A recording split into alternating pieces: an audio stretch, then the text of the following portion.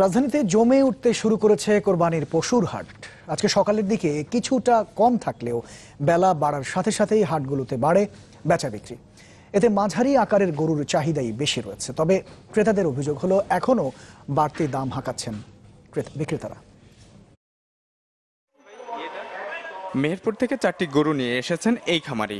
গেল 1 বছর ধরে লালন পালন করেছেন নিজ বাড়িতেই। প্রতিটি গরুর দাম হাঁকাচ্ছেন গড়ে 4 লাখ টাকা। এই গরুগুলা ওই 2.5 লাখ 3 লাখ করে বলছে আর কি, তা আমি এখনো ওতে রাজি হচ্ছে না। গেল 2-3 দিনে বেচা কিনা মন্দাভাব থাকলেও শনিবার পাল্টাতে শুরু করে চিত্র। দুপুরের পর থেকেই ভিড় বাড়ে ক্রেতাদের।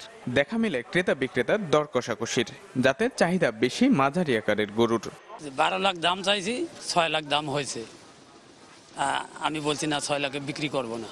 বিক্রেতারা দাম যা চাচ্ছে সেই তুলনায় আমরা যারা ক্রয়কারী ক্রেতা আমাদের জন্য একটু কষ্টকর বিষয়।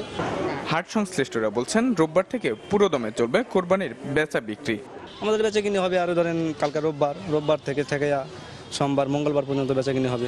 একাধিক পাম্প আছে পানির, আর বাথরুম টয়লেট আপনার করার পরে শুধু বাথরুম যে রাখছি তাও না, বাথরুম ময়লা হয়ে গেলে পরিষ্কার করার জন্য সেই জায়গায় লোক আছে আমাদের। গরুর হাটের ভিতরে আমাদের ফুড পেট্রোল ডিউটি আছে। এমনি নিরাপত্তা বলতে যতটুকু বোঝায় তাতে আমাদের কোনো নিরাপত্তার ঘাটতি নাই। ঢাকার 2 সিটি কর্পোরেশনে এবার বসেছে 23টি পশুর হাট। ইমদাদ হক, চ্যানেল 24, ঢাকা।